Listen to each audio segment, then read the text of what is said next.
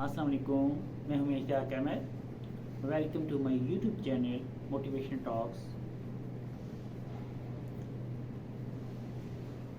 नाज़रीन, आज हम यकीन के बारे में बात करेंगे कि किसी शख्स का अगर यकीन कितना मजबूत पक्का होगा तो वो कामयाबी की तरफ बढ़ेगा, कामयाबी कदम चूमेगी, वो अपनी मंजिल तक पहुंच पाएगा।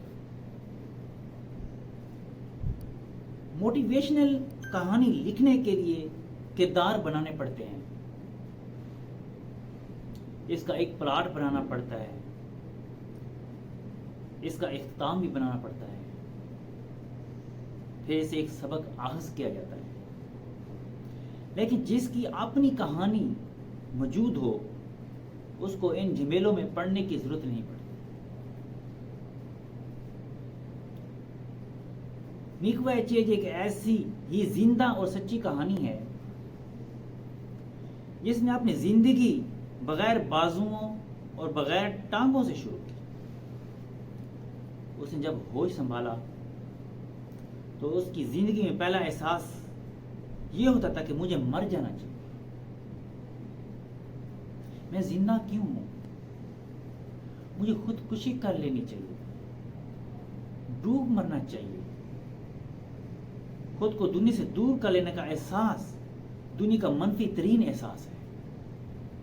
जाहिर है, जब जिन इंसान के बाजू ना हो, टांगे ना हो, उनका सब कुछ खत्म हो चुका हो, उसका कोई जवाब नहीं रहता कि वो दुनिया में रहे।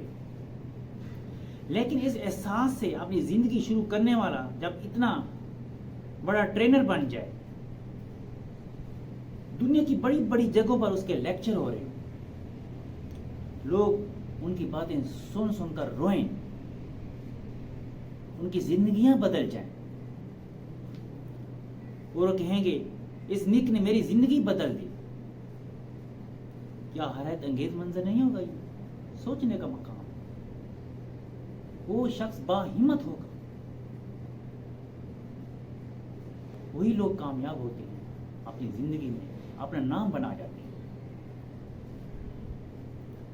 नीक कहता है ना बाजू, ना टांगे, ना कोई हाथ, लेकिन इसके बावजूद मेरी कोई हद है, मुझे कोई रोकने वाला नहीं।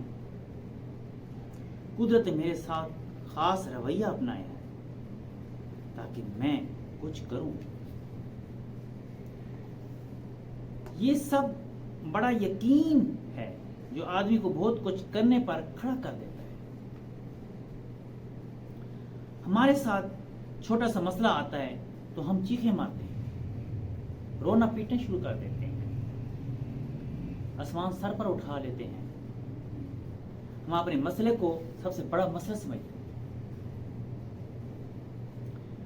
मसले की औकात तो शायद बहुत ही छोटी होती है, लेकिन दरअसल हम खुद मसले से बहुत ही छोटा समझने लगते हैं।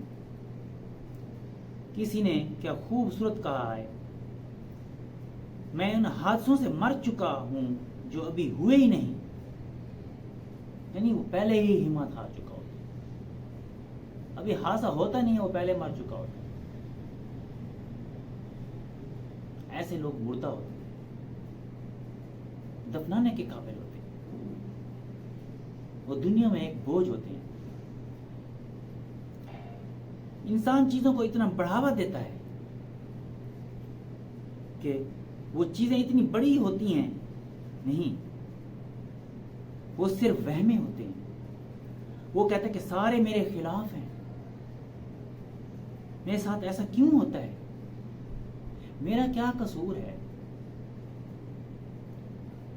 तरक्की मुमकिन नहीं, सब कुछ किस्मत से है, अंधेरा ही अंधेरा है, मेरी टांगे क्यों खींची जाती हैं।